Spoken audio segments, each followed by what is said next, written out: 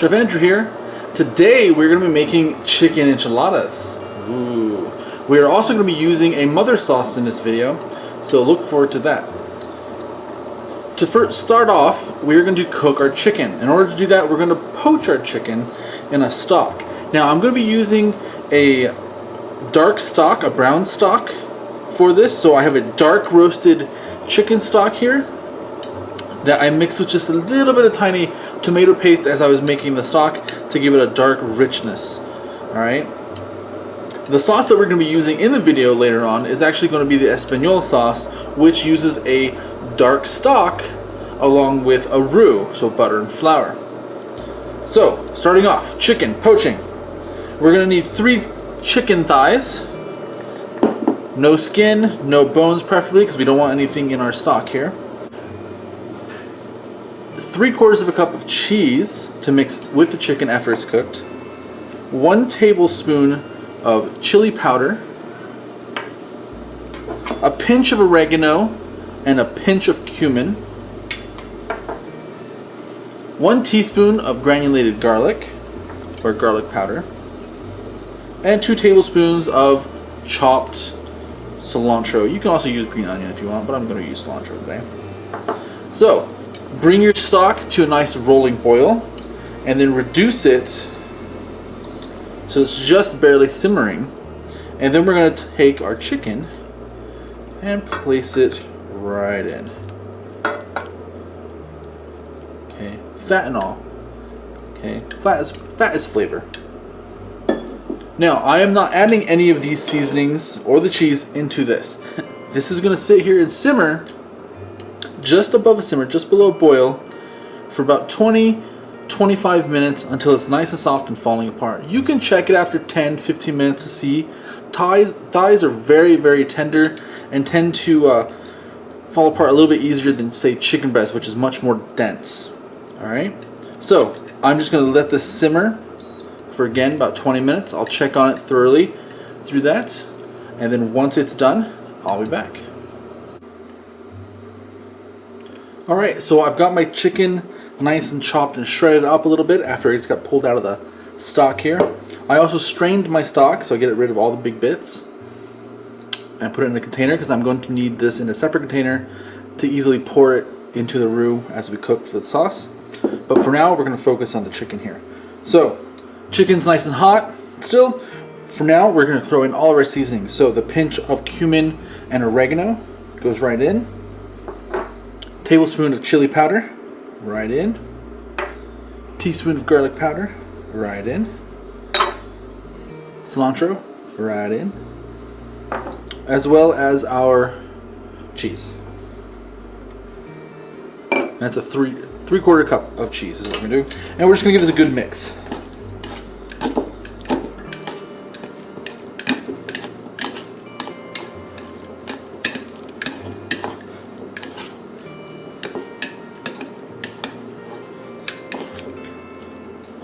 Alright, looking good here. Salt and pepper. Always make sure you're tasting as you go along. You want to make sure every part of your dish has flavor, because even one dish or one part of your dish, such as like filling, is not flavored very well, the rest of the dish kind of falls flat. Okay. Alright, I'm going to set this aside until we're ready to make our enchiladas, and I'll come back. We'll get ready to make the Espanol sauce into an enchilada sauce.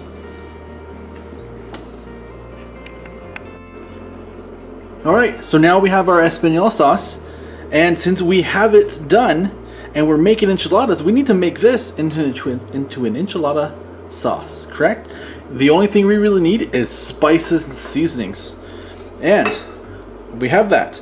Earlier I mentioned all of these seasonings, right? So we're gonna go ahead and throw everything in, starting with our chili powder, our garlic, salt and pepper, cumin, and oregano. Toss those all in, give it a good whisk.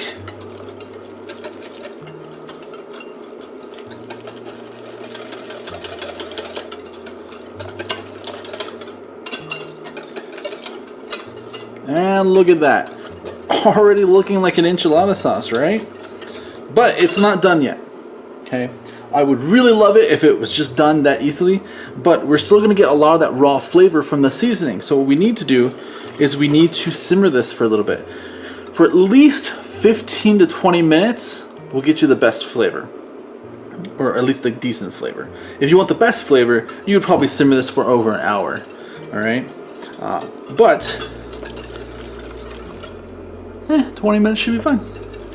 So, in 20 minutes, we'll come back. The sauce will be done, and we'll be able to go ahead and start making our enchiladas.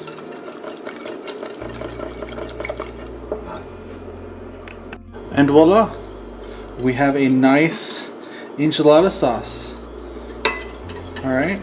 Again, if you want to check the nappe, just take a spoon, wipe your finger through it, see if a trail stays there. Then you have a perfect consistency, and these will coat your enchiladas just nicely.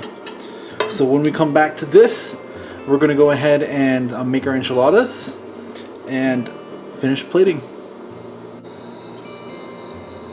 Alright, we are here to build some enchiladas. Who's excited? I know I am. I definitely know my wife is. She loves enchiladas.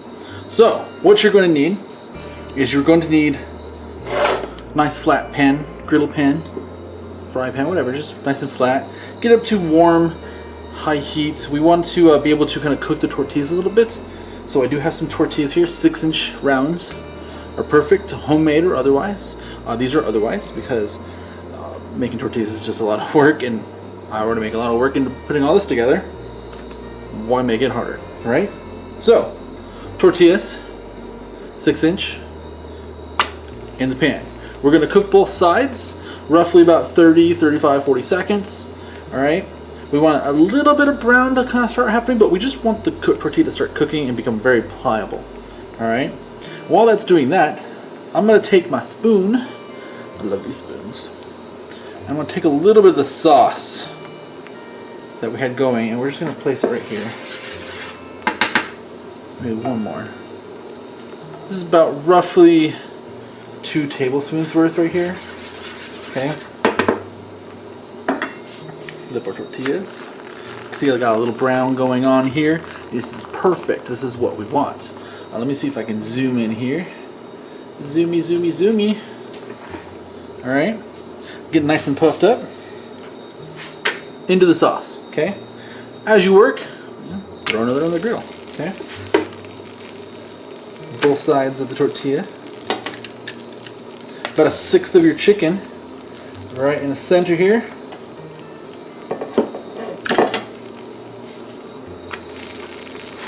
And then we just roll. This can be a messy affair right here. Right up towards the top. Okay. If we need more sauce, we'll put more sauce down. Alright, again, we'll just roll it after we sauce it a bit. We don't want to drench the tortilla. It's already going to get some sauce. About 1/6 of our meat here.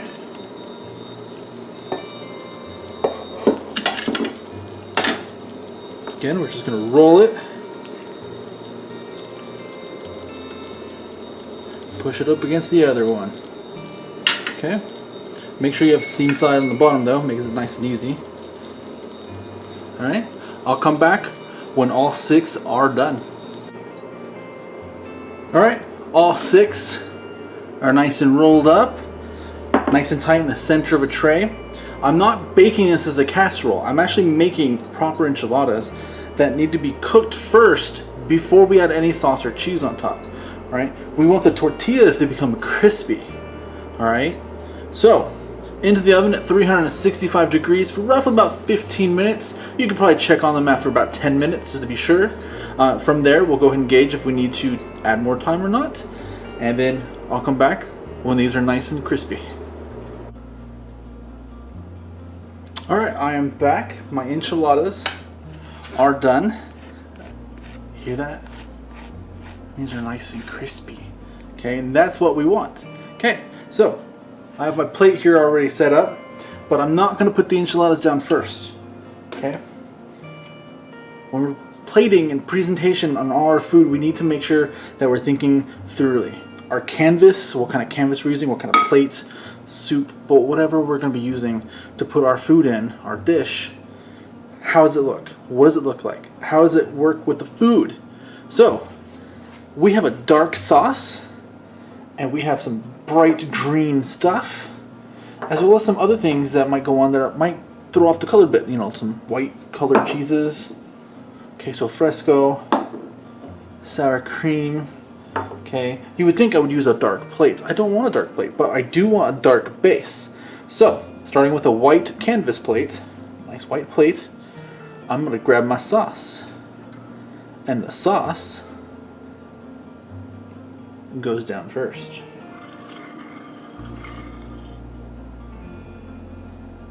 Okay, now we get our enchiladas. Okay, so we're also thinking in threes, right? Odd numbers when we're plating. So 3 enchiladas, I think, for this size are nice and good. Go ahead. Grab my enchiladas here. And we're just gonna put them on the plate. Okay, right in the center. I off-centered the sauce a bit. Looks nice and beautiful so far, right? So now, we're going to top it with some more sauce.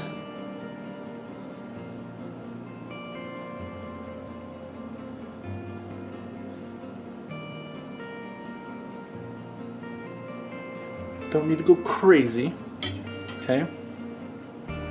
We're going to top it with some Asadero and some Monterey Jack cheeses. Just a normal American thing, really. Because right across the center here, not a lot, just a smidge. Okay. Now, this goes under a broiler. The broiler melts the cheese, and that's what we want. The sauce is not hot enough to really melt the cheese properly, but a broiler is. So this will go under a broiler for literally 30 seconds to 45 seconds until it's nice and melty, not brown. And I'll be back when the broiler has taken care of its job. Alright, so the cheese is nice and melty. Look at that. Alright, so before we finish off it, we want to make sure we're clean. See these little splatters here? I don't really want those, so we're going to clean those. Okay, don't use your fingers, use your towel. Okay, and be careful, the top of the rim plate might be a little warm because it was under a broiler. So if you do use a broiler, be careful. Okay, so we are going to finish this with some queso fresco cheese. I love queso fresco. And we're just going to sprinkle this. Okay.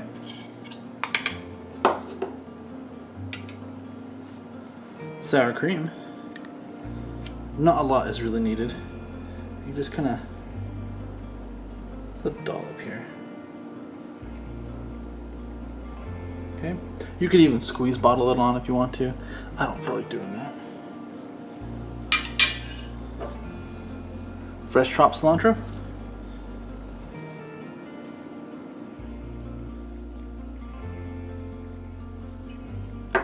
And there we have it.